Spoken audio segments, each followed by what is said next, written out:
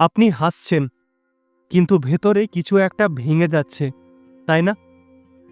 কতবার বলেছি আমি ঠিক আছি, কিন্তু মন বলছে তুই শেষ। এই ভিডিওটা তাদের জন্য যারা ভেতরে একেবারে গুঁড়ো হয়ে গেলেও বাইরের দুনিয়ায় বাঁচতে হয় মুখোশ পরে। থামুন না এই 10 মিনিট, আপনার জীবনে মোড় ঘুরিয়ে দিতে পারে। আসুন স্বীকার করি, আমরা সবাই একটা না একটা সময়ে ভেতর থেকে ভেঙে পড়ি। কখনো সম্পর্ক ভেঙে যাওয়া, কখনো কেরিয়ার নিয়ে দুশ্চিন্তা, আবার কখনো পরিবার বা সমাজের চাপ। এই সব কিছুর মধ্যেও বাইরের জগতে আমাদের শক্ত থাকতে হয়, হাসতে হয়, কাজ করতে হয়, সংসার চালাতে হয়। আর এই ভালো করতে গিয়েই আমরা একদিন সম্পূর্ণ খালি হয়ে যাই। আপনি কি এই একই রকম অবস্থার মধ্যে আছেন? নিজেকে জিজ্ঞাসা করুন, আমি কি সত্যিই ভালো আছি নাকি শুধু অভিনয় করছি? যদি আপনি এইভাবে চলতে থাকেন, একদিন আপনি হঠাৎ ধসে পড়বেন। মন থেকে, শরীর থেকে, জীবনের সব দিক থেকে।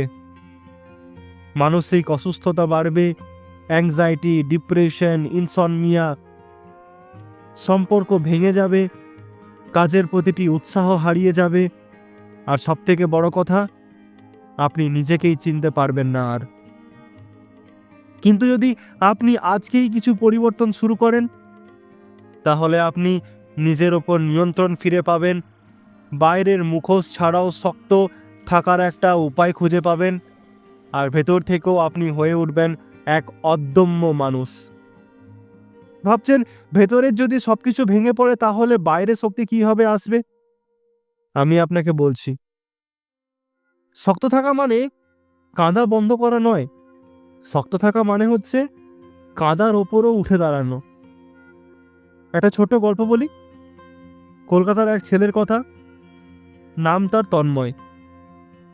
দেখে মুখে হাসি খুশি, ফেসবুকে সবসময় পজিটিভ পোস্ট, কিন্তু ভিতরে একা, ভাঙা, হতাশ। একদিন এক বন্ধুকে সে বলেছিল, ভিতরে আমি মরে যাচ্ছি। বন্ধুটি বলেছিল একটা কথা, তুই যা অনুভব করছিস সেটা তোকে শেষ করবে না যদি তুই ওটার মুখোমুখি হোস। সেই দিন থেকে তন্ময় শুরু করলো প্রতিদিন 3টি কাজ। আর আজ সে ভেতর ও মন থেকে যেমন শান্ত, বাইরে থেকেও তেমন দৃঢ়। আপনিও পারবেন, চলুন শুরু করি। স্টেপ 1, নিজের অনুভূতিগুলোকে শিখুন। প্রতিদিন রাতে একটা খাতা নিন, লিখুন আজকে আমি কি অনুভব করছি, কেন করছি। এতে করে আপনার ভেতরের চাপ ধীরে ধীরে হালকা হবে। স্টেপ 2, বাউন্ডারি সেট করুন। সবাইকে খুশি করার চেষ্টা করবেন না, না বলতে শিখুন। নিজের মানসিক শান্তির জন্য এটা জরুরি। স্টেপ 3, একটা পাওয়ার রিচুয়াল গড়ে তুলুন। এটা হতে পারে প্রতিদিন সকালে 10 মিনিট মেডিটেশন, অথবা গান শোনা, হাঁটা, প্রার্থনা। যেটা আপনার মন শান্ত করে সেটা নিয়ম করে করুন। স্টেপ 4, নিজের কাছে সৎ থাকুন। আপনি কষ্টে আছেন এটা মানতেই হবে আগে। ফেক পজিটিভিটি নয়, রিয়েল ফেসিং, এটাই প্রথম ধাপ। স্টেপ 5, সাপোর্ট খুঁজুন, বাট ওয়াইজলি। সব বন্ধু নয়, সবাইকে সব বলা যায় না।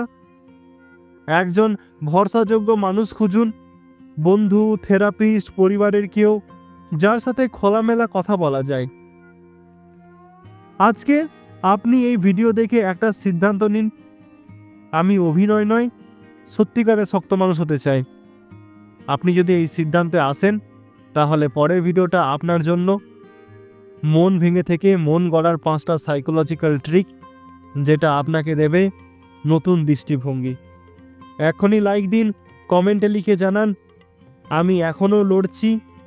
সাবস্ক্রাইব করুন, কারণ এইখানেই আপনি প্রতিদিন পাবেন মন থেকে শক্ত থাকার উপায়। দেখা হবে পরের ভিডিওতে। ততক্ষণে যেন ভালো থাকুন, সুস্থ থাকুন। ধন্যবাদ।